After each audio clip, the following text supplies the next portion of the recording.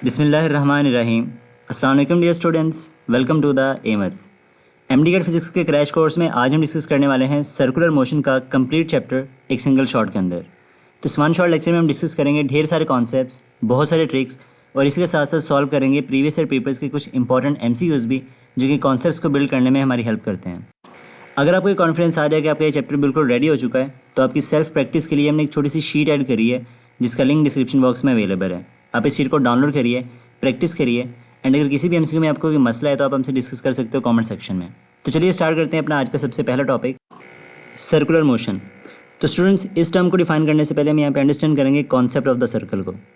तो अगर हम सर्कल को डिफाइन करें तो इसको ऐसे डिफाइन किया जाता है, द ट्रेजेक्ट्री और locus of a particle is called a circle when a particle moves in a plane and a distance from a reference point remain constant.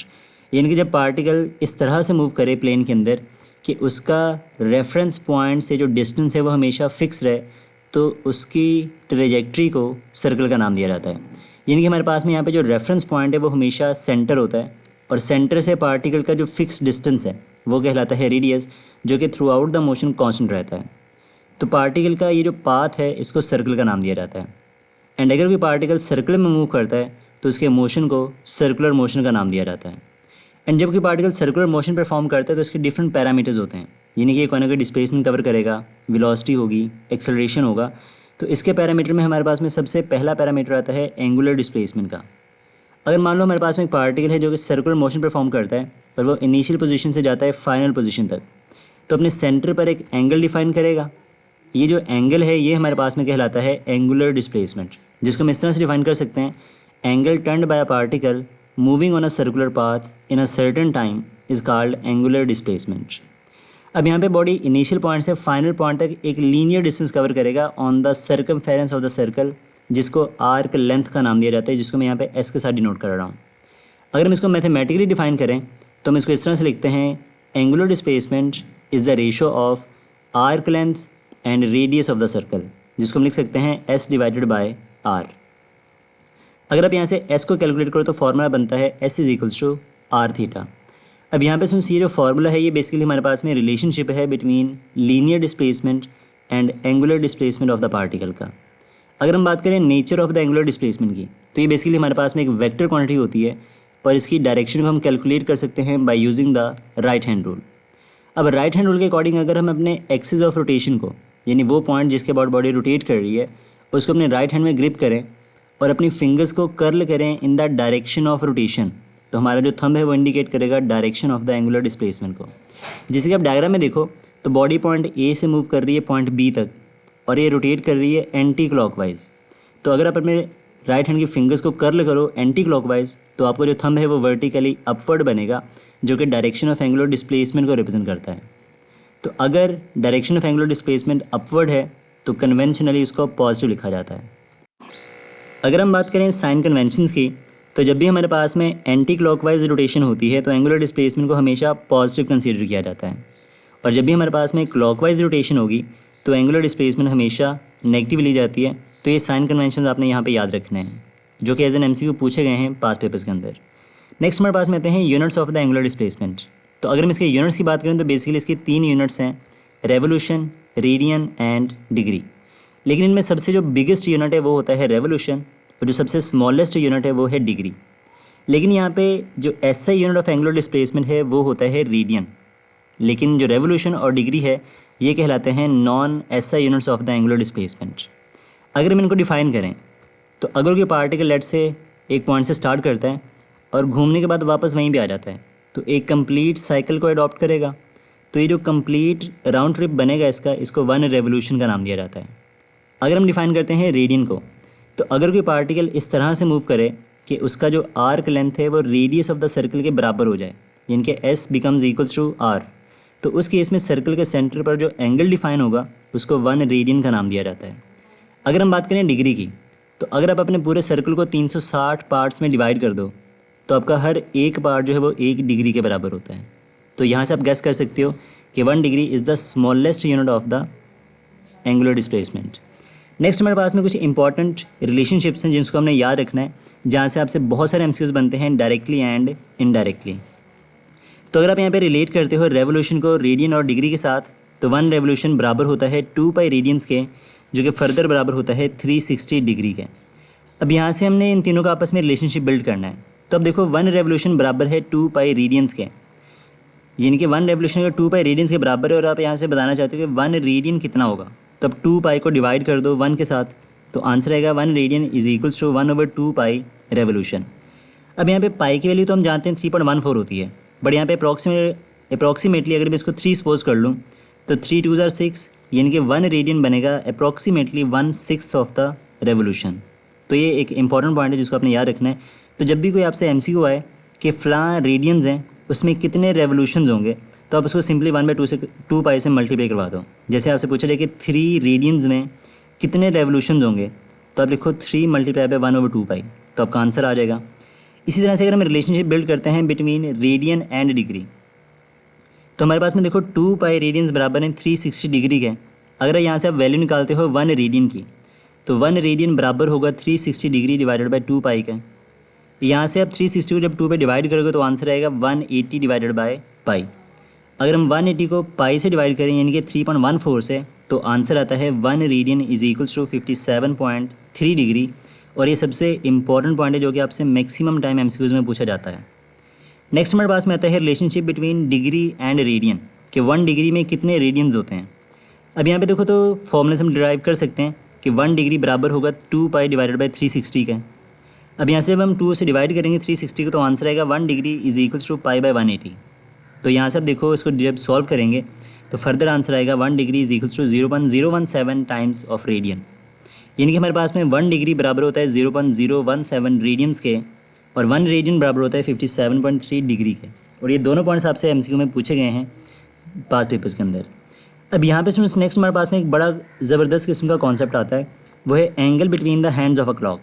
अगर आपको एक घड़ी दी जाए, एक क्वेश्चन दिया जाए घड़ी से रिलेटेड, और आपको ये बोले कि आप इसकी हैंड्स के दरमियान कितना एंगल है वो डिस्क्राइब करो। डिग्री में पूछ सकता है, रेडियंस में पूछ सकता है।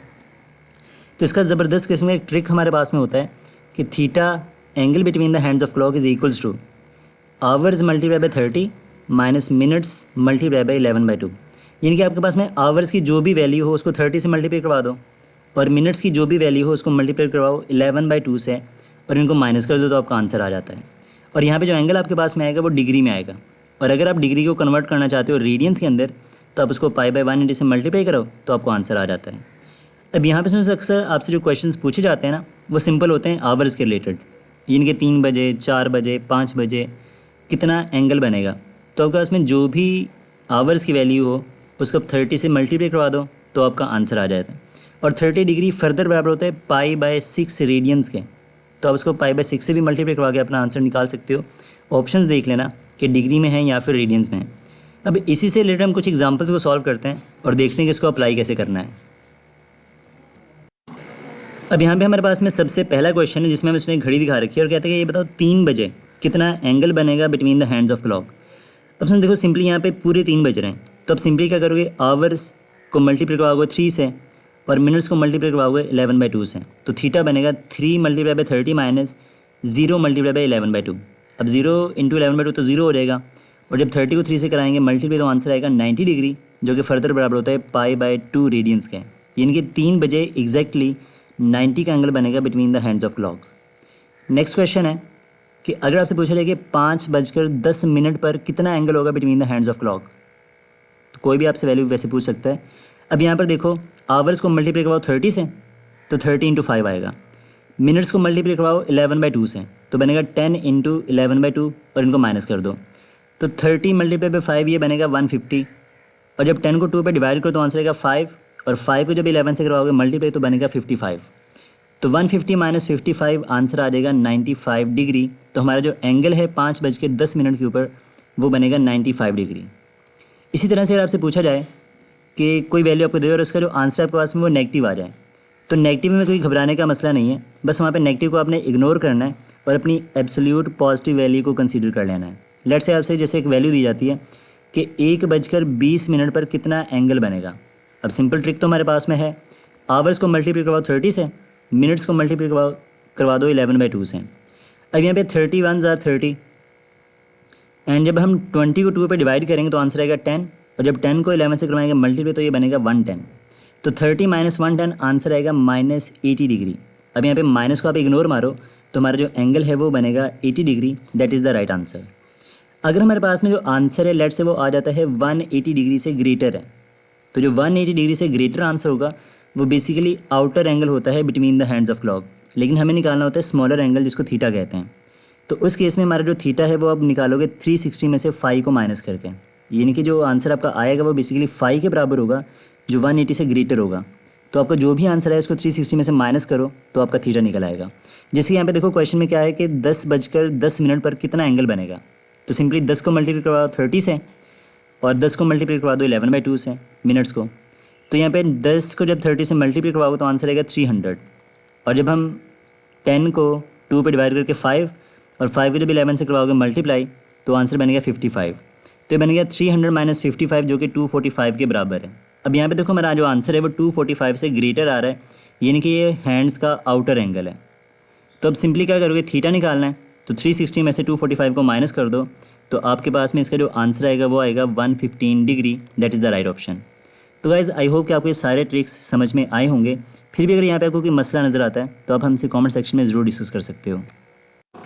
स्टूडेंट्स, नेक्स्ट टॉपिक हमारे पास में आता है एंगुलर वेलोसिटी का। अब यहाँ पे जब कोई पार्टिकल सर्कुलर मोशन पर फॉर्म करता है तो टाइम के लिहाज से उसका एंगुलर डिस्प्लेसमेंट चेंज होता है। तो हम इसको इस तरह से डिफाइन कर सकते हैं, the rate of change of angular displacement is called angular velocity, यानी कि कितने टाइम में कितना चेंज आ रहा है एंगुलर डिस्प्लेसमेंट के अंदर। और एंगुलर वेलोसिटी का जो सिंबल हमारे पास में है वो होता है ओमेगा। तो मैथमेटिकली हम इसको इस तरह से डिफाइन करते हैं, omega is equals to delta theta by delta T. तो ये बन गया इसका फॉर्मूला। अगर हम बात करें इसके यूनिट्स की तो इसका यूनिट हमारे पास में बनेगा रेडियन पर सेकेंड, बिकॉज एंगुलर डिस्प्लेसमेंट का यूनिट होता है रेडियन और टाइम का बनता है सेकेंड। और इसकी जो डायमेंशन है वो हमारे पास में बनेगी T-1, बिकॉज रेडियन जो है वो डायमेंशन लेस है, एंगुलर डिस्प्लेसमेंट की कोई डायमेंशन नहीं होती, तो यहाँ पे सिर्फ टाइम इन्वर्स की डायमेंशन आ जाएगी। अगर हम बात करें इसके नॉन एसआई यूनिट्स की तो इसका सबसे कॉमन नॉन एसआई यूनिट जो है वो होता है रेवोल्यूशन पर मिनट, जिसको सिंपली RPM भी लिखा जाता है। इसी तरह से इसका एक यूनिट होता है रेवोल्यूशन पर सेकेंड, जिसको RPS भी लिखा जाता है, जो कि हमारी बेसिकली बाइक्स की या फिर गाड़ियों की जो रेवोल्यूशन होती है उसको डिनोट करता है। अब यहाँ से आपसे पूछा जाए कि 1 रेवोल्यूशन पर मिनट कितने रेडियंस पर सेकंड के बराबर होता है, तो अब देखो 1 रेवोल्यूशन बराबर होता है 2 पाई के, और 1 मिनट में 60 सेकंड्स होते हैं, तो अब बनेगा 2 पाई बाई 60 रेडियंस पर सेकंड, जिसको आप further pi by 30 radian per second भी लिख सकते हो। यानी जब भी आपके पास में रेवोल्यूशन में कोई वैल्यू गिवन होगी तो आप उसको 2 पाई बाई 60 या फिर पाई बाई 30 से इसको मल्टीप्लाई करवा दो तो आपका आंसर आ जाएगा रेडियन पर सेकंड के अंदर। नेक्स्ट हमारे पास में आता है direction of the angular velocity. तो स्टूडेंट्स, इसकी जो डायरेक्शन है वो हमेशा along the axis of rotation होती है, जिसको हम कैलकुलेट कर सकते हैं by using the right hand rule. यानी कि जितने भी हमारे पास में एंगुलर वेरिएबल्स हैं, एंगुलर डिस्प्लेसमेंट है, वेलोसिटी है या एक्सेलरेशन है, उन सब की जो डायरेक्शन है वो हमेशा along the axis of rotation होती है, और उनको कैलकुलेट करने के लिए हम हमेशा राइट हैंड रूल ही यूज़ करेंगे। अब यहाँ पे लेट्स हमारे पास में एक बॉडी है जो कि एंटी क्लॉकवाइज रोटेट कर रही है अबाउट इट्स एक्सिस। तो यहाँ पे लगाओ राइट हैंड रूल। जब आप अपनी फिंगर्स को रोटेशन की डायरेक्शन में कर्ल करोगे तो आपको जो थंब है वो बनेगा वर्टिकली अपवर्ड, यानी कि इस केस में जो एंगुलर डिस्प्लेस वेलोसिटी है उसकी डायरेक्शन अपवर्ड बनेगी, और इसको हम पॉजिटिव लिखते हैं। जब हमारी बॉडी रोटेट करती है क्लॉकवाइज डायरेक्शन में, तो क्लॉकवाइज रोटेशन के लिए हमारे पास में जो फिंगर्स हैं जब आप उसको कर्ल करोगे तो आपका थंब बनेगा डाउनवर्ड, तो हमारी जो एंगुलर वेलोसिटी है इसकी डायरेक्शन बनेगी वर्टिकली डाउनवर्ड, जो कि नेगेटिव कंसीडर करी जाती है। तो एंटी क्लॉकवाइज रोटेशन के लिए पॉजिटिव एंड अपवर्ड, और क्लॉकवाइज रोटेशन के लिए नेगेटिव एंड डाउनवर्ड। नेक्स्ट हमारे पास में आता है रिलेशनशिप बिटवीन टेंजेंशियल वेलोसिटी। अब एंगुलर वेलोसिटी तो हमारे पास में होती है along the axis of rotation, और जो टेंजेंशियल वेलोसिटी है जिसको हम लीनियर वेलोसिटी भी कहते हैं वो हमेशा अलॉन्ग द टेंजेंट होती है, जिसको हमने डायग्राम में दिखा रखा है। तो इनका एक सिंपल सा हमारे पास में रिलेशनशिप होता है जो कि V is equals to R omega होता है। V यहाँ पे टेंजेंशियल वेलोसिटी, R है रेडियस ऑफ द सर्कल, और ओमेगा हमारे पास में है एंगुलर वेलोसिटी। अगर इसको आप लिखते हो वेक्टर फॉर्म में तो वेक्टर फॉर्म में हम इस क्वेश्चन लिख सकते हैं V is equals to omega cross R vector. तो ये हमारे पास में इसकी वेक्टर फॉर्म है, इसको आपने यहाँ पे याद रखना है। ये क्वेश्चन जब भी आपने लीनियर का एंगुलर के साथ में रिलेशनशिप बताना है तो वहाँ पे ये linear factor is equals to angular factor cross radius vector. तो हमारे पास में ये बात यहाँ पे याद रखनी है कि जो आपका एंगुलर वाला फैक्टर होगा कोई भी हो वो हमेशा पहले आएगा, और रेडियस वेक्टर है वो हमेशा बाद में आएगा। तो ये इसकी मैथमेटिकल फॉर्म है वेक्टर फॉर्म के अंदर। नेक्स्ट हमारे पास में कुछ इंपॉर्टेंट इन्फॉर्मेशन हैं जहाँ से आपके बहुत सारे MCQs बने हैं पास पेपर्स के अंदर। कि अगर आपसे पूछ रहा है कि अर्थ की स्पिन एंगुलर वेलोसिटी या फिर ऑर्बिटल एंगुलर वेलोसिटी या फिर इन दोनों की रेशियो क्या होगी, तो उसको कैसे निकाल सकते हैं। अब देखो यहाँ पे हमारे पास अगर हम बात करें स्पिन मोशन की, तो किसी भी बॉडी का अपने एक्सिस के अबाउट जो मोशन है उसको स्पिनिंग मोशन का नाम दिया जाता है, और उसकी जो वेलोसिटी है वो कहलाती है स्पिन एंगुलर वेलोसिटी। तो अर्थ की जो अपने एक्सिस के अबाउट मोशन है उसको स्पिन मोशन का नाम देते हैं।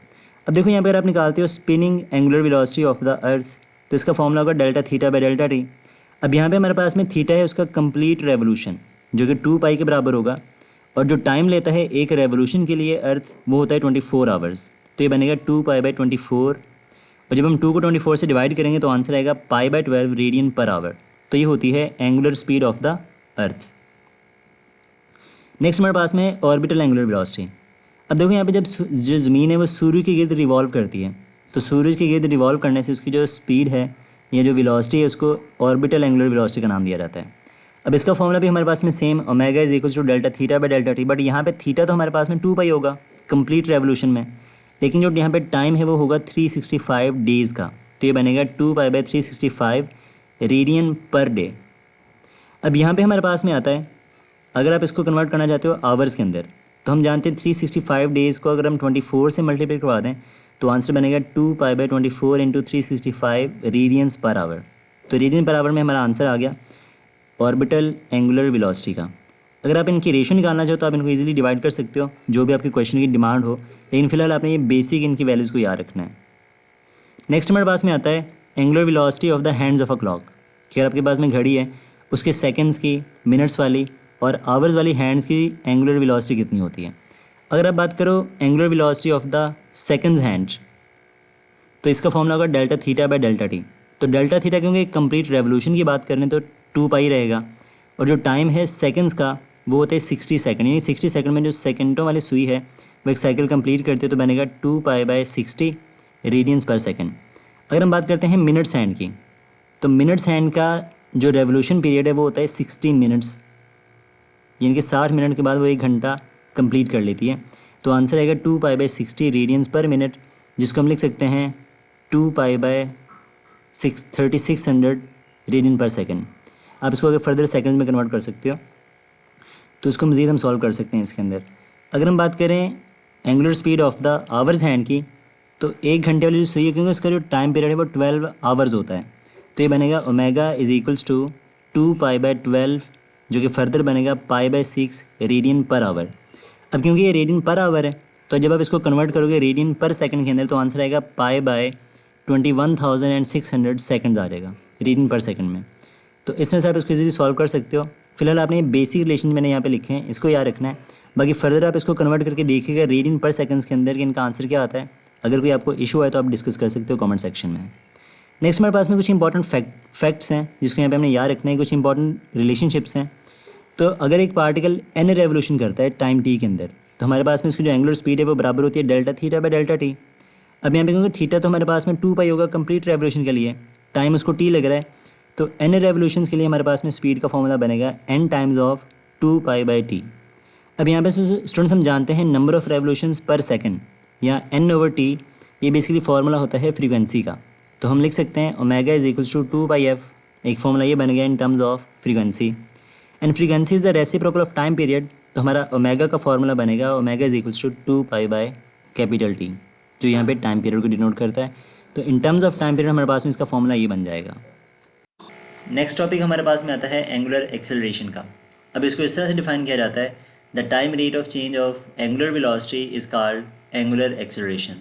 मैथमेटिकली इसका फार्मूला होता है alpha is equals to delta omega divided by delta T. Alpha यहाँ पे एंगुलर एक्सेलरेशन को डिफाइन करता है और delta omega change of angular velocity है।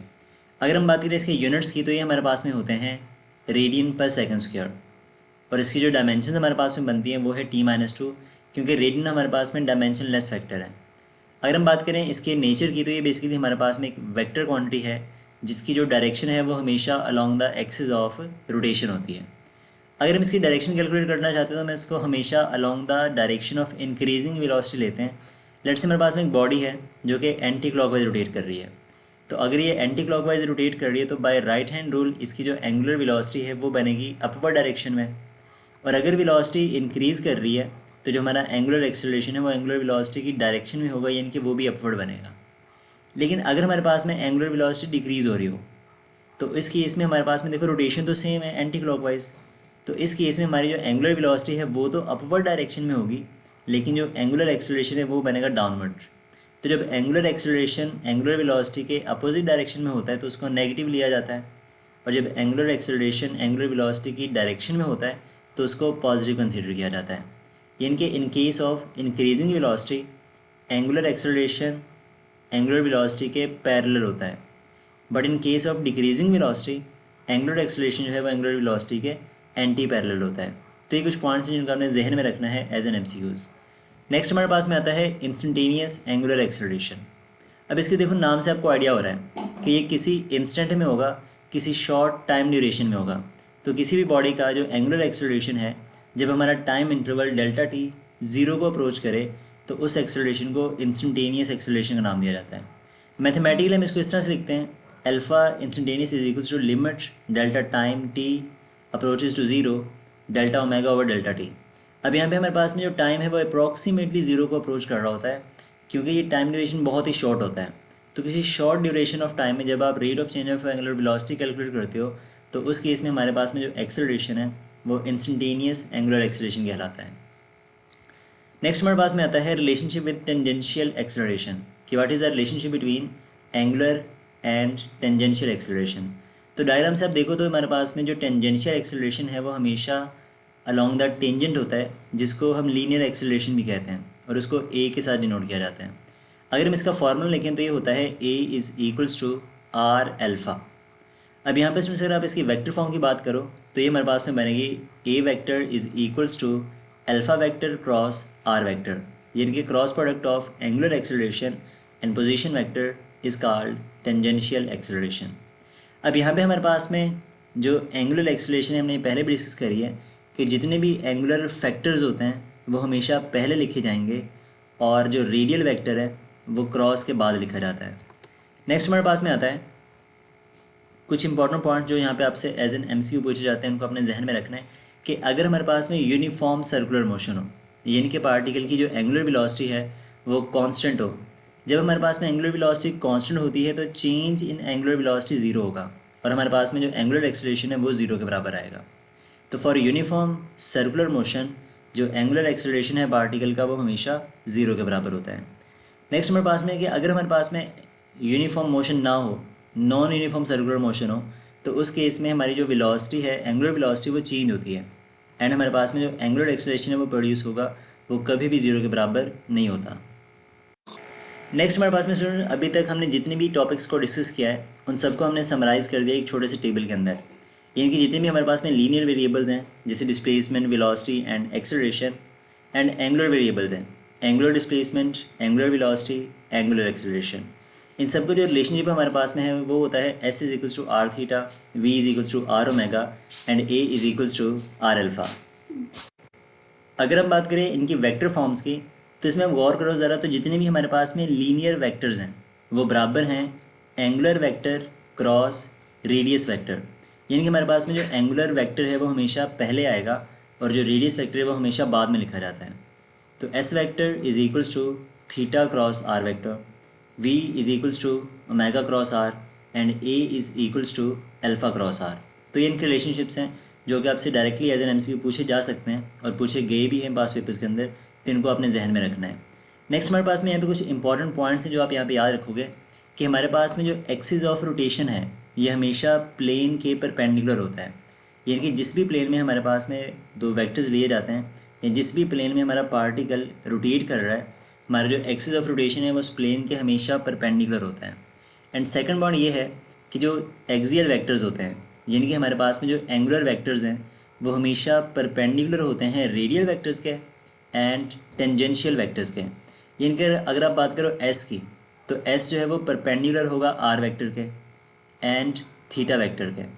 जो थीटा वेक्टर है वो एस वेक्टर के और आर वेक्टर के परपेंडिकुलर बनेगा। इसी तरह से हमारे पास में जो एक्सियल वेक्टर है ओमेगा, ये परपेंडिकुलर होगा आर वेक्टर के और वी वेक्टर के, एंड अल्फ़ा वेक्टर जो है वो परपेंडिकुलर होगा ए वेक्टर के और आर वेक्टर के। इनके अगर आपसे पूछा जाए what is the angle between linear acceleration and angular acceleration, linear velocity and angular velocity, linear displacement and angular displacement, तो ये हमेशा 90 डिग्री बनेगा क्योंकि ये सब एक दूसरे के परपेंडिकुलर होते हैं।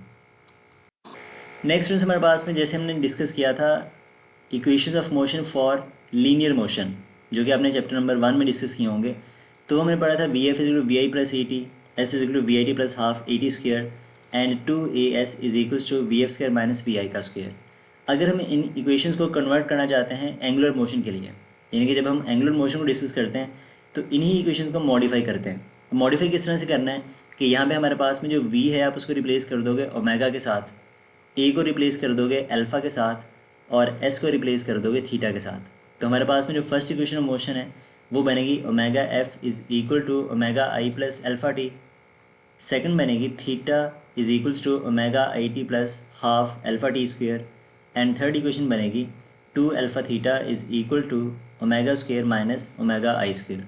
अब ये इक्वेशन हमारे पास में वैलिड उस वक्त होती हैं जब हमारा एंगुलर एक्सेलरेशन है वो यूनिफॉर्म होता है। एंड सेकंड हमारे पास में ये बात भी आपने याद रखनी है कि उस वक्त वैलिड होती है जब एक्सिस ऑफ रोटेशन जो है वो बॉडी का फिक्स रहता है, यानी कि जब बॉडी एक फिक्स पॉइंट के अबाउट रोटेट करता है तो उस केस में ये इक्वेशंस वेरिएबल होती हैं, एप्लीकेबल होती हैं। नेक्स्ट हमारे पास में आता है circular motion of a rigid body, यानी कि एक रिजिड बॉडी के अंदर जबकि पार्टिकल रोटेट करता है तो उसका मोशन किस तरह से डिस्क्राइब किया जाता है। लेट्स हमारे पास में एक रिजिड बॉडी है जो कि एक सर्कल के अंदर रोटेट कर रही है, जैसे एक रॉड दिखा रखा है यहाँ पे डायग्राम में। इसमें हम डिफरेंट पॉइंट्स कंसीडर करते हैं ए, बी एंड सी। अब इनका जो डिस्टेंस है हमारे पास में रिस्पेक्टिवली वो बराबर है R A, R B and R C. अब यहाँ पे अगर आपसे पूछा जाए कि इनके लीनियर वेरिएबल्स का और एंगुलर वेरिएबल्स का आपस में क्या रिलेशनशिप है, तो इसमें स्टूडेंट्स आपने ये बात याद रखनी है कि जितने भी हमारे पास में एंगुलर वेरिएबल्स होंगे वो हमेशा सेम रहते हैं।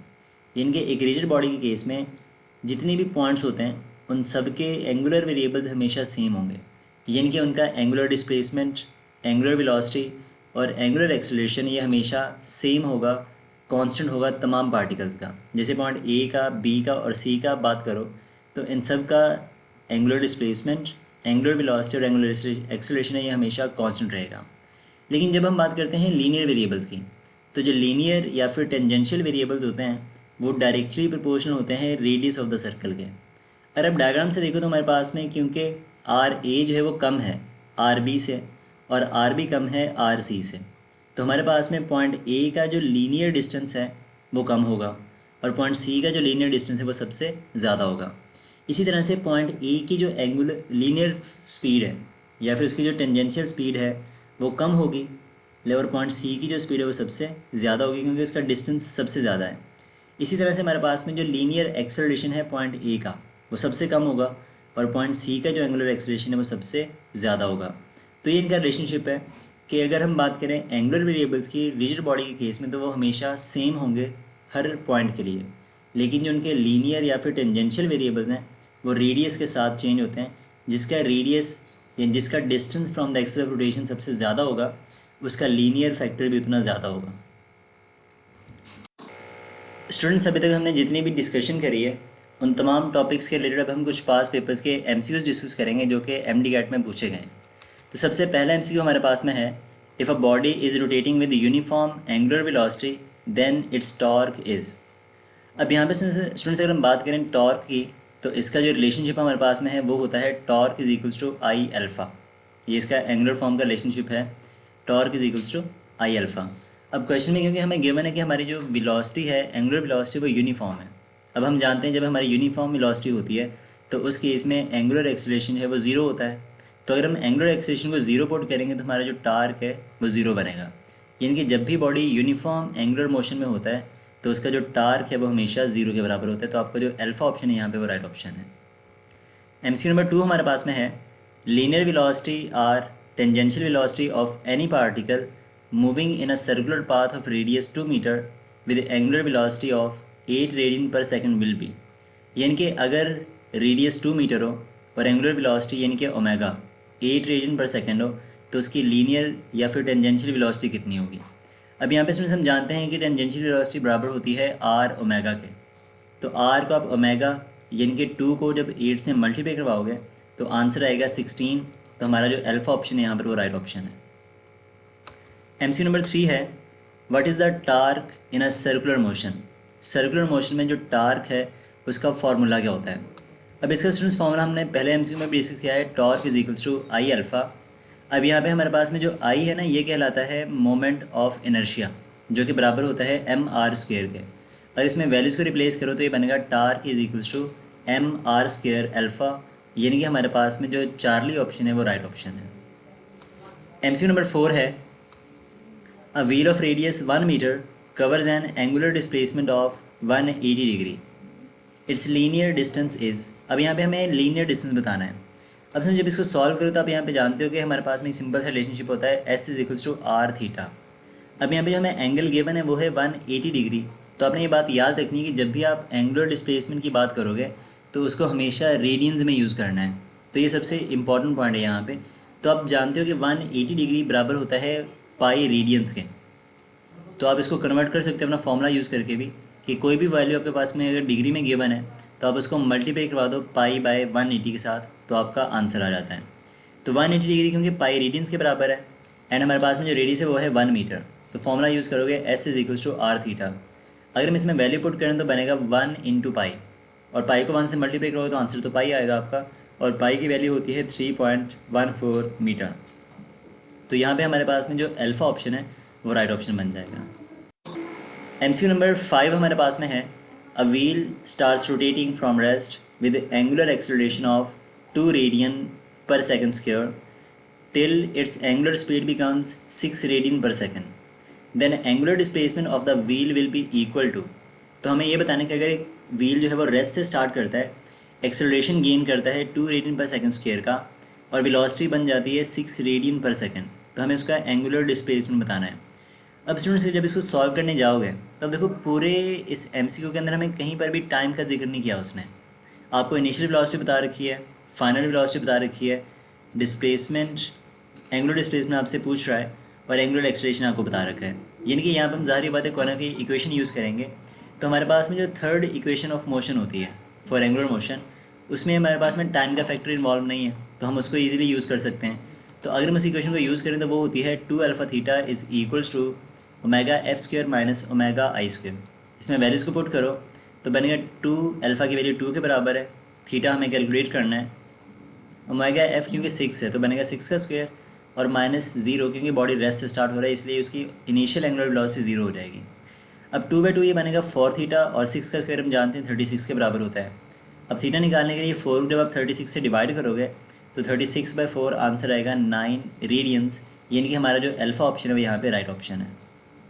एमसीक्यू नंबर 6 है, if theta is equals to 36/4 which is equals to 9 radian, which of the following gives the relationship between linear velocity and angular velocity. तो हमें ये बताना है कि अगर थीटा इतना हो तो लीनियर और एंगुलर वेलोसिटी का आपस में रिलेशनशिप क्या होगा। समझिए यहाँ पे कुछ नहीं है, सिंपली आपको फॉर्मूला बताना है कि लीनियर और टेंजेंशियल वेलोसिटी का आपस में क्या लिंक होता है। तो हम जानते हैं v is equals to are omega, तो आपका अल्फ़ा ऑप्शन है यहाँ पे राइट ऑप्शन है। एमसीक्यू नंबर 7 है, an object is moving along a circular path of radius 4 metre, what will be its angular displacement if it moves 14 metre on this circular path। यानी कि अगर एक particle जो है वो रेडियस अडॉप्ट करता है 4 मीटर का, और पाथ कवर करता है 14 मीटर का डिस्टेंस कवर करता है सर्कुलर पाथ के ऊपर, तो हमने ये बताना है कि उसका एंगुलर डिस्प्लेसमेंट कितना होगा। अब यहाँ पे फॉर्मूला सिंपली यूज़ करोगे S is equal to R theta. अब हमें थीटा करना है कैलकुलेट, यानी कि एंगुलर डिस्प्लेसमेंट, तो रिलेशनशिप बनेगा एस डिवाइडेड बाय आर। अब यहाँ पे हमारे पास में जो एस है वो है 14 और आर हमारे पास में है 4 मीटर।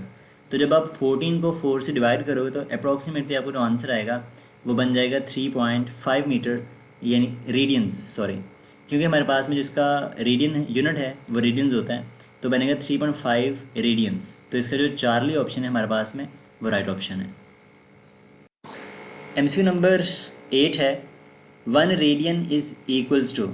तो स्टूडेंट्स ये बेसिकली इन्फॉर्मेशन बेस्ड या नॉलेज बेस्ड क्वेश्चन है आपका।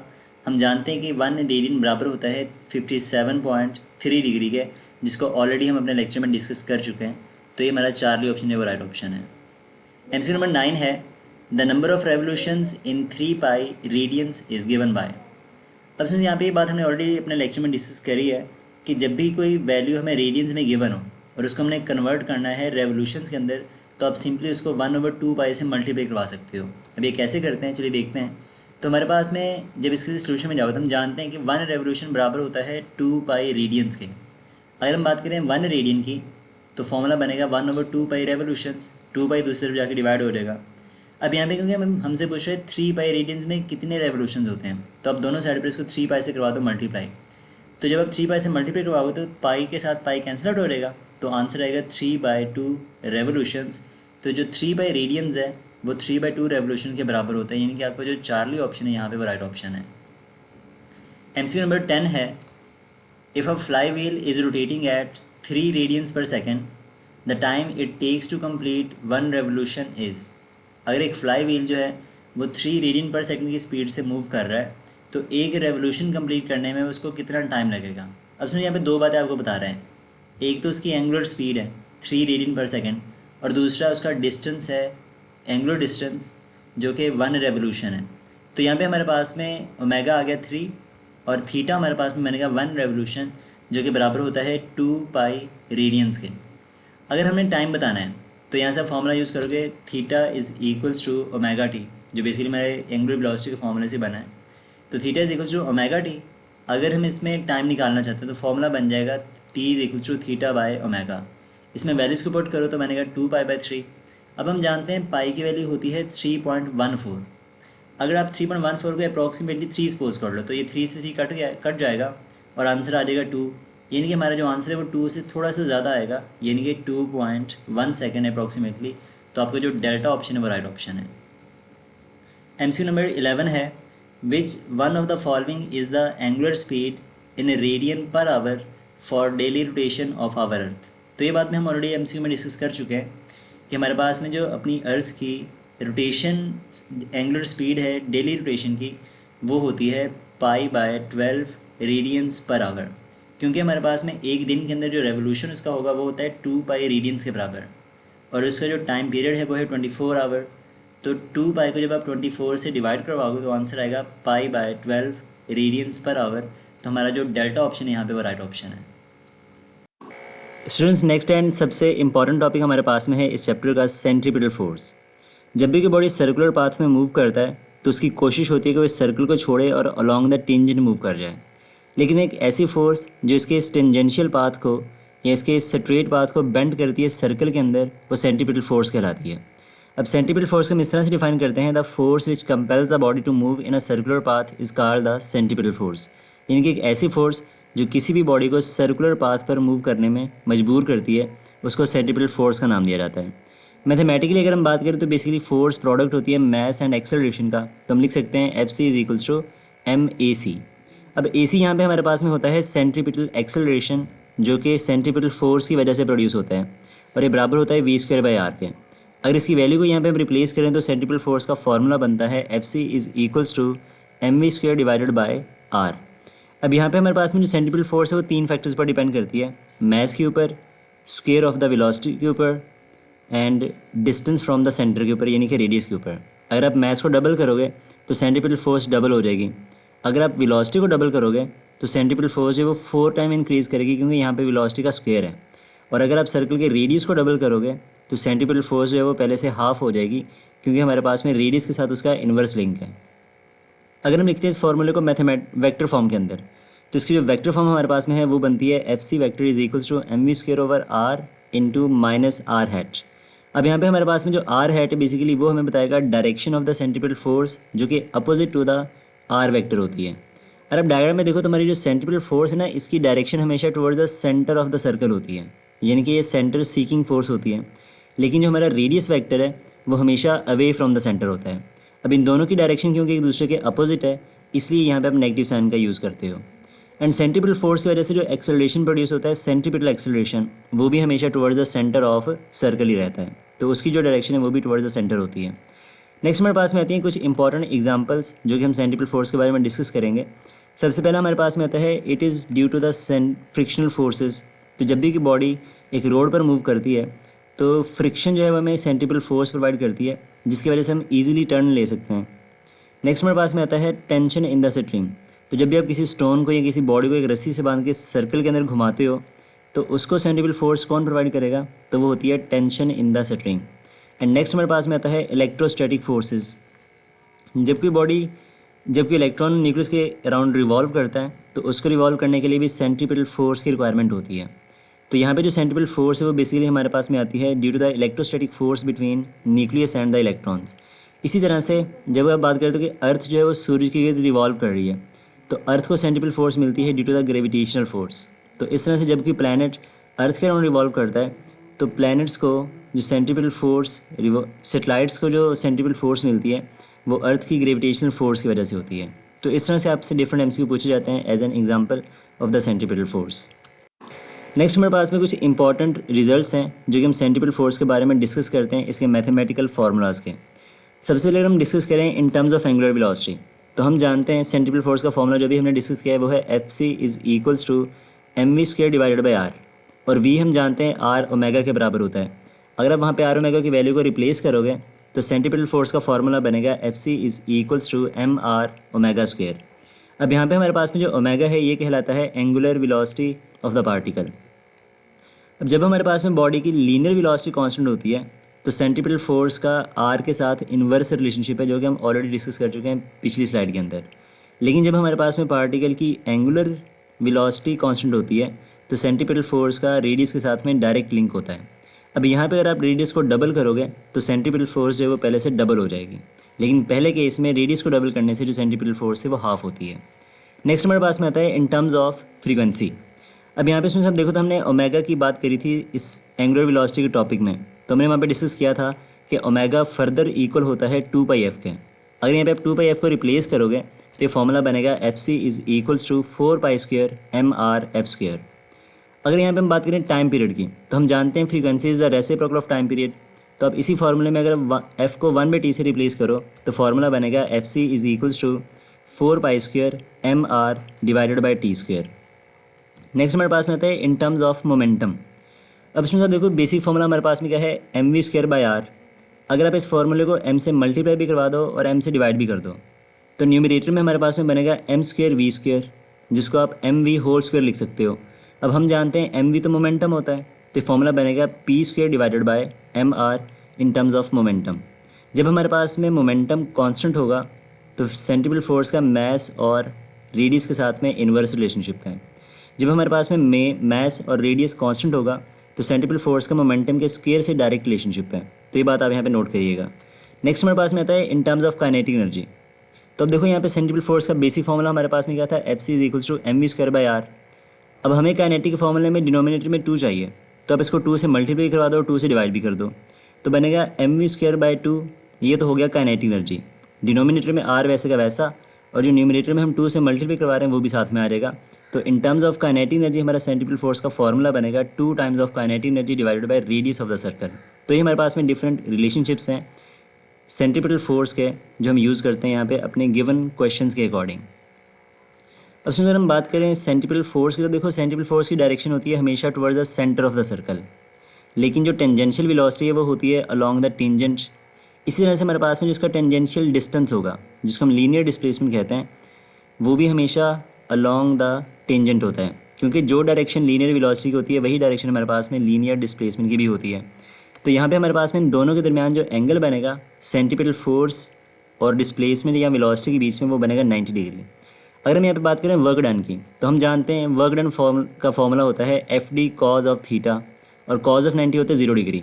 तो सेंट्रीपिटल फोर्स कोई भी वर्क डन परफॉर्म नहीं करती, इसकी वजह से जो वर्क डन है वो हमेशा 0 के बराबर होता है। अब ये सबसे इंपॉर्टेंट पॉइंट है इस टॉपिक का, जो कि MCQs में डिफरेंट वेज में पूछा जाता है। आपको वो डिफरेंट वैल्यूज़ प्रोवाइड कर देगा और ये कहेगा what is the work done by the centripetal force.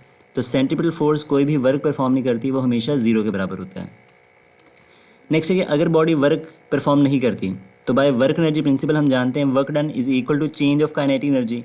तो अगर वर्क डन 0 है तो उसकी काइनेटिक एनर्जी में भी कोई चेंज नहीं आएगा, वो 0 के बराबर रहेगा, यानी कि हमारी जो काइनेटिक एनर्जी है इस केस में वो कांस्टेंट रहेगी। अगर उसकी काइनेटिक एनर्जी कांस्टेंट है तो हम जानते हैं काइनेटिक का फॉर्मूला होता है हाफ mv²। तो इसका मतलब ये होगा कि उसकी जो स्पीड है वो भी कांस्टेंट होगी। लेकिन इस केस में अगर उसकी स्पीड कांस्टेंट है जबकि पार्टिकल सर्कल में मूव करता है, तो उसकी वेलोसिटी कांस्टेंट नहीं होगी, वो चेंज होगी। अब ये चेंज क्यों होती है? क्योंकि जब हमारा पार्टिकल सर्कल में मूव करता है तो पॉइंट टू पॉइंट उसकी जो डायरेक्शन ऑफ वेलोसिटी है वो चेंज होती है। तो डायरेक्शन के चेंज होने से वेलोसिटी में चेंज आता है। नेक्स्ट है कि इसका जो मोमेंटम होता है वो भी चेंज होता है। अब हम जानते हैं momentum is the product of mass and velocity. तो जब वेलोसिटी चेंज हो रही है डायरेक्शन के चेंज होने से, तो सिमिलरली मोमेंटम भी चेंज होगा डायरेक्शन के चेंज होने से। नेक्स्ट एक पॉइंट आता है कि इस केस में जो टार्क होता है, जबकि पार्टिकल सर्कल में मूव करता है तो torque produced by the centripetal force वो हमेशा जीरो होता है। अब इसका रीज़न क्या होता है? तो टार्क का फॉर्मूला देखो हमारे पास में होता है torque is equals to R cross F. इसको हम लिख सकते हैं आर एफ साइन थीटा। तो अगर आप आर का और एफ सी का एंगल देखो तो वो बनता है 180 डिग्री, क्योंकि सेंट्रीपिटल फोर्स और आर वेक्टर दोनों की डायरेक्शन अपोजिट होती है। तो साइन 180 जीरो के बराबर होता है, जिसकी वजह से जो हमारा टार्क है वो भी जीरो बन जाएगा। या फिर आपका टार्क का फॉर्मूला था torque is equals to I alpha, जो कि हमने प्रीवियस एमसीक्यूज में डिस्कस किया है। तो जबकि पार्टिकल सर्कल में मूव करता है तो उसकी एंगुलर स्पीड अगर कांस्टेंट रहेगी तो चेंज एक्सेलरेशन इसमें जीरो हो रहेगा, एंगुलर एक्सेलरेशन, तब भी टार्क हमारे पास में जीरो के बराबर आता है। तो ये कुछ इसके रिजल्ट्स हैं जो यहाँ पे आपने याद रखने हैं एज एन एमसीक्यूज, जहाँ से बहुत सारे एमसीक्यूज बनते हैं आपके। स्टूडेंट्स अब हम डिस्कस करेंगे डिफरेंट टाइप्स ऑफ एक्सेलरेशन जो कि during the circular motion produce होते हैं। तो सबसे पहले हमारे पास में आता है सेंट्रीपिटल और रेडियल एक्सेलरेशन। अब सेंट्रीपिटल या रेडियल एक्सेलरेशन हमारे पास में बेसिकली क्या होता है कि it is responsible for the change in direction, यानी कि जब भी कोई बॉडी सर्कुलर पाथ में मूव करता है तो पॉइंट टू पॉइंट उसकी डायरेक्शन को चेंज करने वाला जो एक्सेलरेशन है वो सेंट्रीपिटल एक्सेलरेशन या फिर रेडियल एक्सेलरेशन कहलाता है। और ये रिस्पॉन्सिबल होता है for the circular motion. Without centripetal acceleration body circular path में मूव नहीं करेगी, वो अवे फ्रॉम द सर्कल चली जाएगी या फिर आउट ऑफ द सर्कल निकल जाएगी। अब जो सेंट्रीपिटल एक्सेलरेशन है इसकी जो डायरेक्शन है वो हमेशा towards the centre of circle होती है, because it is produced due to the centripetal force. अगर हम बात करें इसकी डायरेक्शन की वेलोसिटी के साथ, तो ये हमेशा उसके परपेंडिकुलर होता है, क्योंकि वेलोसिटी हमारे पास में होती है अलॉन्ग द टेंजेंट, जो टेंजेंशियल वेलोसिटी है, और सेंट्रीपिटल होता है टुवर्ड्स द सेंटर, तो ये दोनों एक दूसरे के हमेशा परपेंडिकुलर होते हैं। अब जबकि पार्टिकल सर्कुलर में मूव करता है तो उसका जो सेंट्रीपिटल एक्सेलरेशन है उसका मैग्नीट्यूड तो ऑलमोस्ट कांस्टेंट होता है हर पॉइंट पर, लेकिन उसकी जो डायरेक्शन है वो पॉइंट टू पॉइंट चेंज होती रहती है। तो डायरेक्शन की चेंज होने की वजह से इसको हम वेरिएबल वेक्टर का नाम देते हैं। अगर हम बात करें इसके मैथमेटिकल रिलेशनशिप की, तो सेंट्रीपिटल एक्सेलरेशन हमारे पास में बराबर होता है v² बाय आर। आर यहाँ पे हमारे पास में रेडियस ऑफ द सर्कल है, और अगर हम यहाँ पे v की वैल्यू रिप्लेस करें आर ओमेगा तो हमारा फॉर्मूला बनेगा आर ओमेगा स्क्वायर। तो जो सेंट्रीपिटल एक्सेलरेशन है ये आर ओमेगा स्क्वायर और v² बाय आर के बराबर होता है। जब हमारे पास में लीनियर स्पीड या लीनियर वेलोसिटी कांस्टेंट होती है तो सेंट्रीपिटल एक्सेलरेशन का रेडियस के साथ में इन्वर्स लिंक है, और जब हमारे पास में एंगुलर वेलोसिटी कांस्टेंट होती है तो सेंट्रीपिटल एक्सेलरेशन का रेडियस के साथ में डायरेक्ट लिंक होता है। तो ये बात यहाँ पे नोट करिएगा। नेक्स्ट हमारे पास में जो सेकंड टाइप ऑफ एक्सेलरेशन है वो कहलाता है टेंजेंशियल एक्सेलरेशन। अब देखो इसके नाम से आपको गेस करना है कि टेंजेंशियल है तो इसका मतलब ये हमेशा अलॉन्ग द टेंजेंट होगा, जिसको हम लीनियर एक्सेलरेशन भी कहते हैं। तो जब कोई बॉडी सर्कल में मूव करता है तो उसके टेंजेंट के अलॉन्ग एक फोर्स लगती है, तो टेंजेंशियल फोर्स की वजह से टेंजेंशियल एक्सेलरेशन प्रोड्यूस होता है जो कि अलॉन्ग द टेंजेंट रहता है। अब ये प्रोड्यूस किस वजह से होता है? तो ये सिर्फ और सिर्फ चेंज ऑफ लीनियर स्पीड की वजह से प्रोड्यूस होता है। यानी कि जबकि पार्टिकल सर्कल में मूव कर रहा है और उसकी स्पीड चेंज हो रही है, तो स्पीड के चेंज होने से या फिर वेलोसिटी के मैग्नीट्यूड के चेंज होने से हमारे पास में टेंजेंशियल एक्सेलरेशन प्रोड्यूस होता है। अब इसकी डायरेक्शन तो हमेशा फिक्स रहेगी, क्योंकि ये हमेशा अलॉन्ग द टेंजेंट होता है और वेलोसिटी भी हमेशा अलॉन्ग द टेंजेंट होती है, तो डायरेक्शन में तो कोई चेंज नहीं आएगा। लेकिन जब स्पीड चेंज होती है, वेलोसिटी का मैग्नीट्यूड चेंज होता है, तो फिर टेंजेंशियल एक्सेलरेशन प्रोड्यूस होता है। एंड इसकी जो डायरेक्शन है हमने डिस्कस कर लिया कि वो हमेशा अलॉन्ग द टेंजेंट होती है। अगर हम बात करते हैं यूनिफॉर्म सर्कुलर मोशन की, तो यूनिफॉर्म सर्कुलर मोशन के केस में पार्टिकल की जो स्पीड है या लीनियर स्पीड है वो हमेशा कांस्टेंट होती है। अगर उसकी लीनियर स्पीड कांस्टेंट है तो इसका मतलब ये होगा कि टेंजेंशियल एक्सेलरेशन हमारे पास में जीरो हो जाएगा।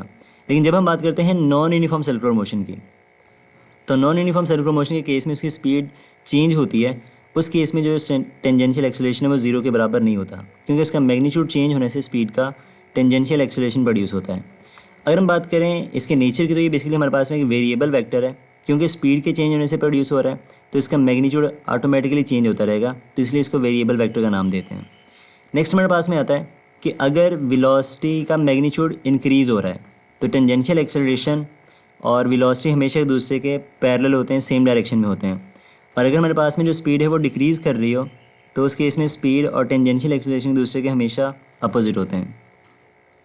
अगर हम मैथमेटिकली इसके फॉर्मूले की बात करें तो टेंजेंशियल एक्सेलरेशन का फॉर्मूला हमारे पास में होता है change in velocity divided by time, यानी कि हमारे पास में delta v by delta t बन जाएगा फॉर्मूला इसका। तो change in linear speed divided by delta t आ जाएगा। अब हम जानते हैं डेल्टा वी बराबर होता है आर ओमेगा के, तो इसको हम आर डेल्टा ओमेगा लिख सकते हैं यहाँ पे, डिवाइडेड बाय डेल्टा टी वैसे का वैसा। अब delta omega over delta T हम जानते हैं अल्फ़ा के बराबर होता है, यानी rate of change of angular velocity is called alpha. तो टेंजेंशियल एक्सलेशन का फॉर्मूला हमारे पास में बन जाएगा आर अल्फ़ा। अब ये रिलेशनशिप हम ऑलरेडी डिस्कस कर चुके हैं एंगुलर एक्सेलरेशन वाले टॉपिक के अंदर।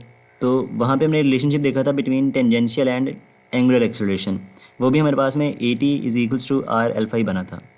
अब यहाँ पे अगर हम बात करें नेट एक्सेलरेशन की, तो ये हमारे पास में दोनों को अगर हम सम अप कर दें तो टेंजेंशियल और सेंट्रीपिटल एक्सेलरेशन का जो वेक्टर सम है वो कहलाता है नेट एक्सेलरेशन, यानी कि हमारा जो टोटल एक्सेलरेशन है वो इन दोनों के वेक्टर सम के बराबर होता है, जिसको वेक्ट्री हम लिखते हैं total acceleration is equals to tangential acceleration plus centripetal acceleration.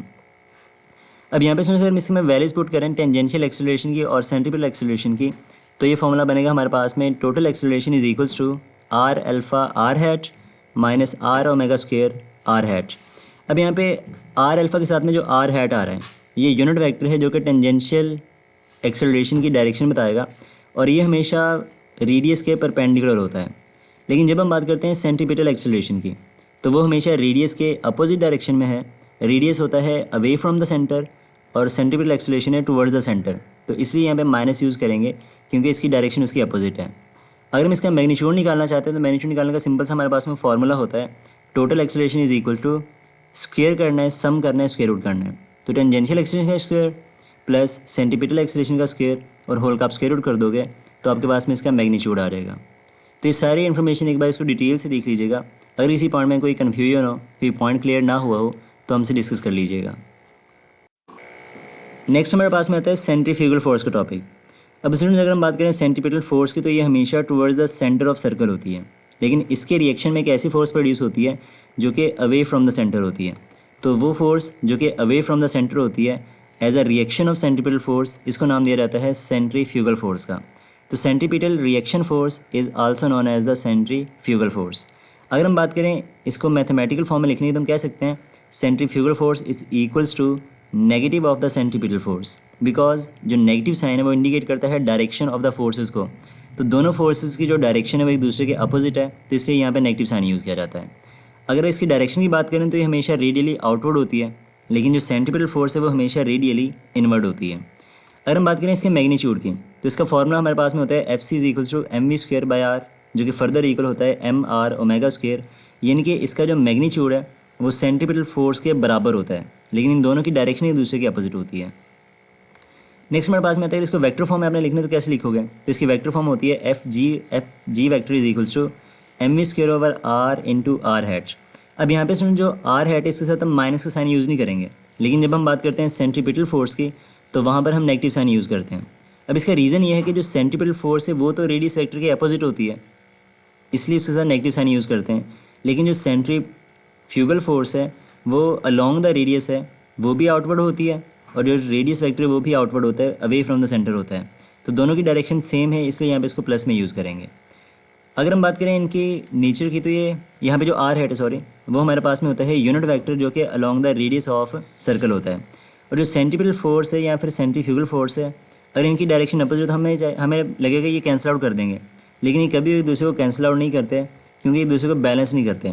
Centripetal force और सेंट्रीफ्यूगल फोर्स दोनों अलग अलग बॉडीज पे एक्ट कर रहे होते हैं, इसलिए ये कभी भी एक दूसरे को बैलेंस नहीं करते as a action and reaction. Students next हमारे पास में टॉपिक आता है motion in a vertical circle का। तो जब भी कोई पार्टिकल वर्टिकल सर्कल में मूव करता है तो उसका मोशन किस तरह से होता है वो हमने यहाँ पे डिस्क्राइब करना है। तो बेसिकली ये हमारे पास में एक एग्जांपल है नॉन यूनिफॉर्म सर्कुलर मोशन की। अब इसमें ना दो टाइप के क्वेश्चन मोस्टली पेपर्स में पूछे जाते हैं। सबसे पहला क्वेश्चन ये है कि आपसे वो पूछेगा कि ये बताओ कि जब कोई पार्टिकल वर्टिकल सर्कल के अंदर मूव करता है तो किसी भी पॉइंट पर उसकी टेंशन कितनी होगी, या स्ट्रिंग की जो टेंशन है वो कितनी होती है, यानी कि टॉप पे, बॉटम पे या मिड पॉइंट पे। तो जबकि पार्टिकल सर्कुलर पाथ में मूव करेगा इन अ वर्टिकल सर्कल, तो किसी भी पॉइंट पर टेंशन को कैलकुलेट करने का हमारे पास में एक बड़ा ज़बरदस्त किस्म का ट्रिक होता है, और वो ये है कि tension is equals to F C minus M G cos of theta. अगर आप यहाँ पे एफ सी की वैल्यू को रिप्लेस करो तो ये बनेगा T is equals to M V square over R minus M G cos theta. अब ये फॉर्मूला जस्ट आपने याद रखना है, बाकी जितनी भी इसकी कैलकुलेशन आप खुद से कर लोगे अगर आपको ये फॉर्मूला याद है तो इसमें ये सबसे पहला पॉइंट जो आपसे एज एन एमसीक्यू पूछा जाता है। सेकंड पॉइंट इसमें ये होता है कि किसी भी पॉइंट पर पार्टिकल की स्पीड कितनी होगी, यानी कि टॉप पर, बॉटम पर या मिड पॉइंट पर उसकी स्पीड कितनी होती है। तो इसको कैलकुलेट करने का जो ट्रिक हमारे पास में है वो होता है v is equals to square root of 3 GR minus 2 GR cos theta. अब यहाँ पे स्टूडेंट्स अगर आप बात करो थीटा की, तो ये बेसिकली कौन सा एंगल है, तो हम कहेंगे ये जो एंगल है ये बेसिकली होता है between the weight and tension. तो टेंशन और वेट के दरमियान जो एंगल है वो थीटा है, तो ये बात बस ध्यान में रखनी है। तो इनका एंगल हमेशा पुट करना है, सॉल्व करने की कहानी खत्म इसकी। अगर आप बात करो टॉप पॉइंट की, तो टॉप पॉइंट पर जो वेट और टेंशन है ये दोनों वर्टिकली डाउनवर्ड होते हैं, डायरेक्शन सेम होगी, एंगल बनेगा 0 डिग्री। आप बात करोगे अगर मिड पॉइंट की, तो मिड पॉइंट पर टेंशन तो अलॉन्ग द स्ट्रिंग होगी टुवर्ड्स द सेंटर, लेकिन जो वेट है वो वर्टिकली डाउनवर्ड होता है हमेशा, तो एंगल बनेगा 90 डिग्री। अगर आप करते हो बॉटम पॉइंट पर, तो बॉटम पॉइंट पर तो टेंशन रहेगी अपवर्ड अलॉन्ग द स्ट्रिंग, जो वेट है वो रहेगा वर्टिकली डाउनवर्ड। अब दोनों की डायरेक्शन क्योंकि अपोजिट है, तो एंगल बनेगा 180 डिग्री। तो इस तरह से आप एंगल को यूज़ करके टेंशन और स्पीड को बहुत इजीली कैलकुलेट कर सकते हो। तो अब इन फॉर्मूलाज को यूज़ करके हम पूरी की पूरी जो कहानी इसको समराइज़ करते हैं एक टेबल के अंदर, तो देखो उसमें कौन कौन सी चीज़ें आती हैं। तो अगर हम पैरामीटर्स की बात करें, तो हमने सारे यहाँ पे रिप्रेजेंट कर रखे हैं ऑलरेडी। अब हम वन बाय वन देखेंगे कि टॉप पर, मिड पॉइंट पर या बॉटम पर इनकी वैल्यूज़ क्या होती हैं। अगर हम बात करें एंगल की टॉप पॉइंट पर, तो वो 0 डिग्री होता है, क्योंकि वेट भी डाउनवर्ड है, टेंशन भी डाउनवर्ड होती है। मिड पॉइंट के ऊपर जो टेंशन है वो तो अलॉन्ग द स्ट्रिंग रहेगी टुवर्ड्स द सेंटर, लेकिन जो वेट है वो डाउनवर्ड होता है, तो एंगल बनता है 90 डिग्री। और बॉटम पॉइंट पर एंगल होता है 180 डिग्री, क्योंकि वेट की डायरेक्शन वर्टिकली डाउनवर्ड और टेंशन होती है वर्टिकली अपवर्ड। अब इसके बाद हमारे पास में आती है टेंशन की वैल्यू कितनी होगी। तो फॉर्मूला आपको ऑलरेडी हमने बता रखा है, तो उसको यूज़ करो, ये एंगल्स पुट करो, तो टेंशन का फॉर्मूला आपके पास में बनेगा टॉप पॉइंट के ऊपर tension is equals to FC minus MG cos of 0, क्योंकि 1 के बराबर होता है। और ये minimum value of the tension होती है, तो टॉप पॉइंट पे जो टेंशन है वो हमेशा मिनिमम होती है, ये बात भी आपने याद रखनी है। मिड पॉइंट के ऊपर एंगल 90 है, तो कॉज ऑफ 90 0, तो टेंशन सेंट्रीपिटल फोर्स के बराबर आएगी। अगर आप बात करते हो बॉटम पॉइंट के ऊपर, तो बॉटम पॉइंट पे देखो तो टेंशन एंगल बनता है 180 और कॉज 180 होता है -1, तो माइनस माइनस आपस में प्लस होकर फॉर्मूला बनेगा T is equals to FC plus MG। और यहाँ पर जो टेंशन है वो मैक्सिमम होती है, तो बॉटम पॉइंट पर टेंशन मैक्सिमम और टॉप पॉइंट पर जो टेंशन है वो मिनिमम होती है। तो फॉर्मूलाज आपके सामने है, इसको ध्यान में रखना है। अगर हम इसी फॉर्मूले से बात करते हैं सेंट्रीपिटल फोर्स की, तो टॉप पॉइंट के ऊपर जो सेंट्रीपिटल फोर्स बनेगी वो बनेगा T प्लस MG। अब देखो T और प्लस MG जब हम करेंगे तो सेंट्रीपिटल फोर्स आती है, यानी कि ये मैक्सिमम फोर्स होती है centripetal force at the top point. अगर हम बात करते हैं मिड पॉइंट पर, तो वहाँ पे जो सेंट्रीपिटल फोर्स है वो टेंशन के बराबर रहेगी, लेकिन एट द बॉटम पॉइंट अगर आप बात करो सेंट्रीपिटल फोर्स की, तो वो होती है T माइनस MG, जो कि मिनिमम सेंट्रीपिटल फोर्स होती है। यानी कि यहाँ से आप देख सकते हो कि टेंशन का सेंट्रीपिटल फोर्स के साथ में इन्वर्स रिलेशनशिप है। जब टेंशन मैक्सिमम होती है सेंट्रीपिटल फोर्स मिनिमम, और जब सेंट्रीपिटल फोर्स मैक्सिमम होती है तो टेंशन मिनिमम हो जाती है। इसके बाद हमारे पास में आता है पॉइंट ऑफ स्पीड, कि किसी भी पॉइंट पर पार्टिकल की स्पीड कितनी होती है। तो इसका फॉर्मूला भी हमने ऑलरेडी डिस्कस कर लिया है। अब उस फॉर्मूले में एंगल्स की वैल्यू को पुट करो, तो स्पीड का फॉर्मूलाज हमारे पास में कुछ इस तरह से बनते हैं कि टॉप पॉइंट पर जो स्पीड है वो बनती है square root of GR, mid point पे होती है स्क्वायर रूट ऑफ 3GR और बॉटम पॉइंट पे होती है स्क्वायर रूट ऑफ 5GR। यानी कि जब कोई पार्टिकल पॉइंट के टॉप पॉइंट पे होता है, सर्कल के टॉप पर होता है, तो वहाँ पर उसकी स्पीड मिनिमम होती है, लेकिन जब वो पार्टिकल बॉटम पॉइंट में से गुजरता है तो उसकी स्पीड मैक्सिमम होती है, जो कि 5GR के बराबर होती है। तो यहाँ से अक्सर इसको आपको बनता है कि an aeroplane has to occupy a vertical loop, then what will be the speed at the highest point या फिर एट द बॉटम पॉइंट। तो उनके पॉइंट्स की स्पीड आपसे पूछी जाती है। तो बॉटम पर 5GR जो कि मैक्सिमम है, और टॉप पॉइंट पर सिर्फ GR जो कि मिनिमम है, square root of GR। Next हम बात करते हैं काइनेटिक एनर्जी का। काइनेटिक का फॉर्मूला तो आप जानते हो 1/2mv² होता है। तो यहाँ पर आप V की वैल्यूज़ को रिप्लेस करो, तो काइनेटिक का फॉर्मूला हमारे पास में बनता है कुछ इस तरह से। तो टॉप पॉइंट पर जो काइनेटिक एनर्जी होती है वो बनेगी 1/2mgr, मिड पॉइंट पर 3/2mgr और बॉटम पॉइंट के ऊपर 5/2mgr। तो टॉप पॉइंट पर जो काइनेटिक एनर्जी है वो मिनिमम होती है, और बॉटम पॉइंट पर जो काइनेटिक एनर्जी है वो मैक्सिमम होती है। यानी कि जैसे टेंशन वैसे काइनेटिक एनर्जी। नेक्स्ट रहता है पोटेंशियल एनर्जी। तो टॉप पॉइंट पर जो पोटेंशियल एनर्जी हमारे पास में है वो बराबर होती है 2mgr के, मिड पॉइंट पे होती है सिर्फ और सिर्फ mgr, और बॉटम पॉइंट पे वो 0 के बराबर होती है। यानी कि बॉटम पर हमारे पास में जो पोटेंशियल एनर्जी है वो मिनिमम होती है, और टॉप पॉइंट के ऊपर वो मैक्सिमम होती है। अगर हम बात करें टोटल एनर्जी की, तो हम जानते हैं टोटल एनर्जी बराबर होती है सम ऑफ पोटेंशियल प्लस काइनेटिक। तो अब इन दोनों को जब एडअप करोगे तो टोटल एनर्जी हमारे पास में बराबर आएगी 5/2mgr। तो हम जानते हैं टोटल एनर्जी सिस्टम की हमेशा कंजर्व रहती है। तो चाहे आप टॉप पॉइंट की बात करो, बॉटम की बात करो या फिर मिड पॉइंट की बात करो, तो जो हमारे पास में टोटल एनर्जी है वो हमेशा कांस्टेंट रहेगी, यानी कि 5/2mgr। तो ये बात यहाँ पे याद रखनी है, इंपॉर्टेंट पॉइंट है। नेक्स्ट हमारे पास में आता है टेंशन, कि अगर आपको स्पीड की वैल्यू दी जाए, जैसे कि हमें स्पीड ऑलरेडी पता है कि टॉप पे, मिड पे या बॉटम पे क्या स्पीड है, तो अगर आपको स्पीड की वैल्यू पता हो तो आप टेंशन कैसे निकाल सकते हो। अब स्टूडेंट्स देखो टेंशन का फॉर्मूला टॉप पॉइंट पे क्या था, T is equal to F C minus M G. F C की वैल्यू आप जानते हो M V square over R है, और वी की वैल्यू भी आपको पता है टॉप पॉइंट पे क्या होती है, वो है square root of G R. तो अगर आप एफ सी के फॉर्मूले में वी की वैल्यू पुट करो और एफ सी में से फिर एम जी को माइनस करो, तो टेंशन का फॉर्मूला आपके पास में बनेगा ज़ीरो, उसका आंसर ज़ीरो आ जाएगा। ठीक है, आप इसको कैलकुलेट करके देखिएगा, आई होप कि आप कैलकुलेट कर सकते हो बहुत इजीली। तो टॉप पॉइंट के ऊपर आपकी जो टेंशन है मिनिमम मतलब कि ज़ीरो होती है अगर हमारे पास में जो स्पीड है वो square root of G R के बराबर होगी।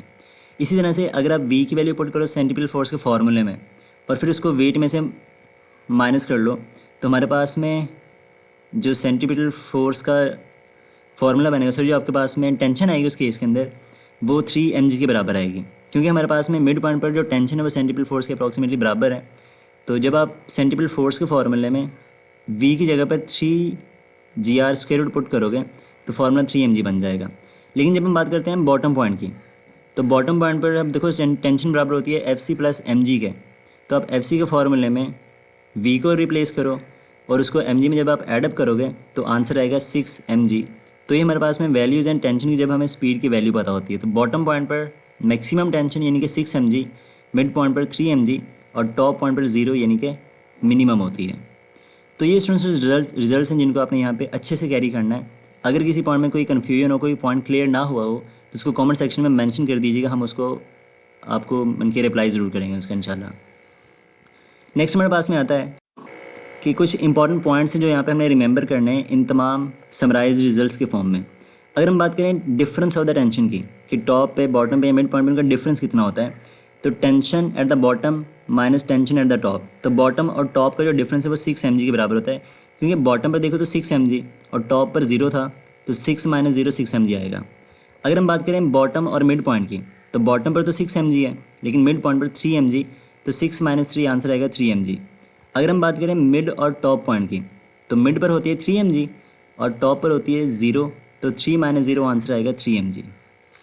नेक्स्ट हमारे पास में है relationship between centripetal force and tension. तो ये बात हमने ऑलरेडी अपने टेबल में डिस्कस करी है वहाँ पर कि जो सेंट्रीपिटल फोर्स है वो टेंशन के इन्वर्सली प्रोपोर्शनल है। जब सेंट्रीपिटल फोर्स मैक्सिमम होती है तो टेंशन वहाँ पे मिनिमम होती है एट द टॉप पॉइंट। जब हम बॉटम पॉइंट की बात करते हैं तो वहाँ पर टेंशन मैक्सिमम होती है और सेंट्रीपिटल फोर्स वहाँ पर मिनिमम हो जाती है। अगर इनको हम ग्राफिकली रिप्रेजेंट करें तो ग्राफ इसका कुछ इस तरह से बनेगा, जब हम सेंट्रीपिटल फोर्स को टेंशन से इनके लिंक करते हैं, तो अगर इसका हम रिलेशनशिप देखते हैं between centripetal force and reciprocal of the tension के साथ में, यानी कि 1/t के साथ, तो ये एक लीनियर ग्राफ बनेगा हमारे पास में। तो ये ग्राफ्स आपने याद रखने हैं between centripetal force and tension and centripetal force and reciprocal of the tension के बीच में। तो ये कुछ रिजल्ट्स है समराइज्ड वे में जो हमने यहाँ पे डिस्कस किए हैं।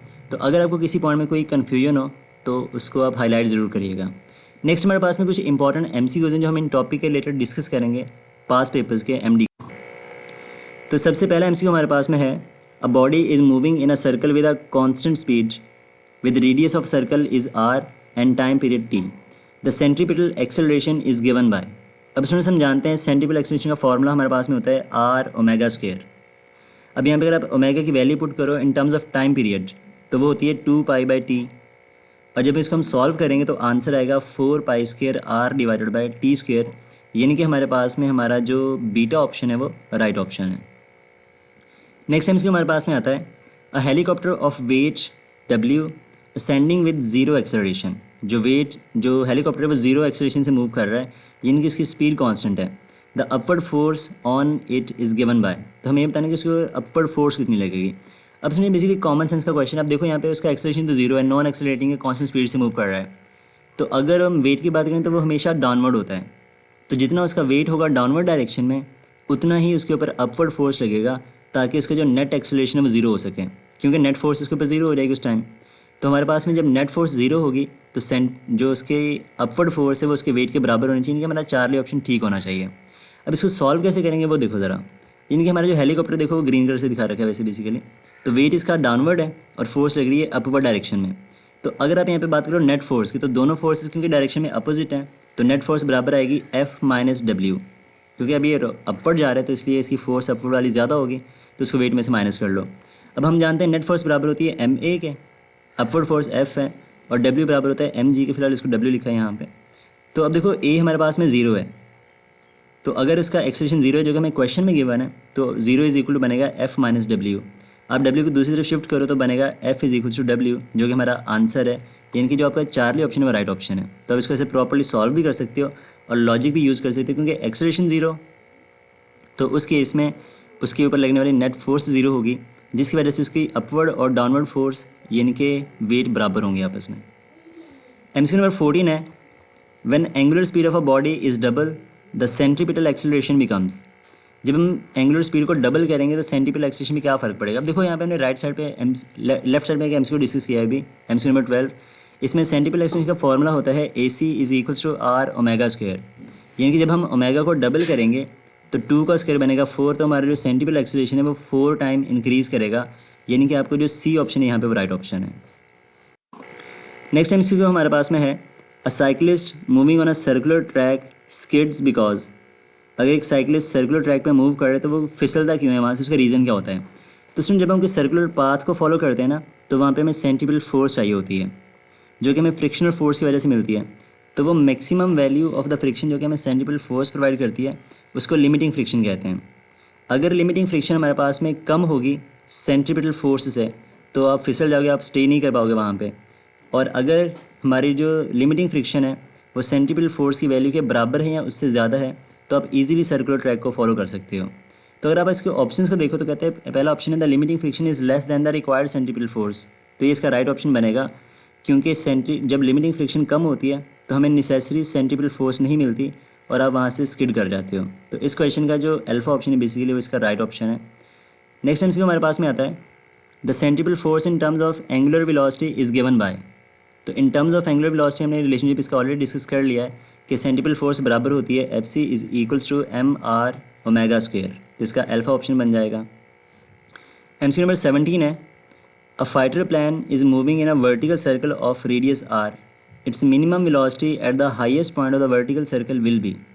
तो स्टूडेंट्स हमने वर्टिकल सर्कल का मोशन अभी डिस्कस किया है, तो जिसमें मैक्सिमम हाइट पे उसकी जो स्पीड होती है वो बराबर होती है square root of G R के। तो आपका जो बीटा ऑप्शन है यहाँ पे वो राइट ऑप्शन बन जाएगा, जो कि हमने ऑलरेडी डिस्कस कर लिया है। या फिर अपना शॉर्टकट भी यहाँ पे आप यूज़ कर सकते हो, square root of 3GR minus 2GR cos of theta. तो एंगल मैक्सिमम हाइट पे बनता है 0 डिग्री, तो आपका आंसर आ जाएगा square root of GR। Next MCQ हमारे पास में है, tension in the string at the top of vertical circle is. तो ये पॉइंट भी हमने डिस्कस किया है अपने टेबल में कि टॉप पॉइंट के ऊपर जो टेंशन है वो हमेशा 0 के बराबर होती है, मिड पॉइंट पर जो टेंशन है वो 3 mg और बॉटम पर जो टेंशन है वो 6 mg के बराबर होती है। तो यहाँ पे आपका जो अल्फा ऑप्शन है वो राइट ऑप्शन बन जाएगा। एमसीक्यू नंबर 19 है, if during the circular motion tangential velocity of a body becomes double then centripetal force becomes. यानी कि अगर हम टेंजेंशियल वेलोसिटी को डबल कर दें तो सेंट्रीपिटल फोर्स पर क्या फ़र्क पड़ेगा। अब सुनो, देखो सेंट्रीपिटल फोर्स का फॉर्मूला होता है F C is equal to M V square over R. तो यहाँ पे जो v है वो हमारी टेंजेंशियल वेलोसिटी है, तो सेंट्रीपिटल फोर्स का v के स्क्वायर से डायरेक्ट रिलेशनशिप है। इसका मतलब ये हुआ कि अगर हम टेंजेंशियल वेलोसिटी को डबल करेंगे तो जो सेंट्रीपिटल फोर्स है वो 2 का स्क्वायर टाइम इंक्रीज़ करेगी, तो हमारी जो सेंट्रीपिटल फोर्स है वो 4 टाइम बन जाएगी पहले से। तो आपको जो चार्ली ऑप्शन है वो राइट ऑप्शन बन जाएगा यहाँ पे। एमसीक्यू नंबर 20 हमारे पास में है, a fireman wants to slide down a rope, the breaking load of the rope is 3/4 of the weight of the man. तो उसका जो ब्रेकिंग लोड है वो वेट का 3/4 है। With what acceleration should the fireman slides down. तो हमें ये बताने कि वो कितने एक्सेलरेशन से डाउनवर्ड मूव करके आएगा, स्लाइड करके आएगा। तो जब इसको आप सॉल्व करो, इसमें देखो 2 चीज़ें आपको उसने बता रखी हैं। एक है ब्रेकिंग लोड, तो जो वेट है उसका मान लो अगर mg के बराबर है, तो उसका जो ब्रेकिंग लोड हमारे पास में है वो 3/4 ऑफ द वेट है, यानी कि उसका आप लिखोगे 3/4 ऑफ द mg। अब जो ब्रेकिंग लोड हमारे पास में है बेसिकली वो टेंशन के बराबर होता है। अगर हम बताना चाहते हैं इसके ऊपर लगने वाली नेट फोर्स, तो हमें पता है नेट फोर्स कैसे निकालते हो, आप इन दोनों को माइनस करके, टेंशन माइनस वेट करके। अगर बॉडी डाउनवर्ड आ रहा है तो वेट उसका ज़्यादा होगा और टेंशन कम होगी, तो आप वेट में से टेंशन को माइनस करोगे, तो हमारे पास में जो नेट फोर्स है वो बराबर आएगी W माइनस टेंशन। अब यहाँ पे अगर इसमें वैल्यूज़ को हम रिप्लेस करें तो F बराबर होता है MA के, W बराबर है mg के, और टेंशन हमें गिवन है 3/4 mg। और अब देखो यहाँ पे इस राइट साइड से जो mg है वो कॉमन आ जाएगा, तो बनेगा 1 माइनस 3/4 इंटू mg। तो दोनों साइड से m हो जाएगा कैंसिल आउट। जब आप 1 माइनस 3/4 को सॉल्व करोगे तो इसका आंसर आएगा 1/4। तो हमारा जो एक्सेलरेशन है वो बराबर आ जाएगा g/4 के। तो यानी कि इसका जो चार्ली ऑप्शन है यहाँ पे वो राइट ऑप्शन है। तो इस तरह से आप इसको सॉल्व आउट कर सकते हो। तो ये थे हमारे आज के सारे MCQs और पूरे टॉपिक की डिस्कशन। आई होप गाइज आपको ये सारा लेक्चर समझ में आया होगा। अगर किसी भी पॉइंट में कोई मसला हो, कोई चीज़ समझ में ना आई हो, किसी भी पॉइंट में कोई कन्फ्यूजन हो, तो उसको हाईलाइट ज़रूर करिएगा कमेंट सेक्शन में। जल्द मिलते हैं एक नेक्स्ट वीडियो में। टिल देन अल्लाह हाफिज़ फ़ी अमानिल्लाह।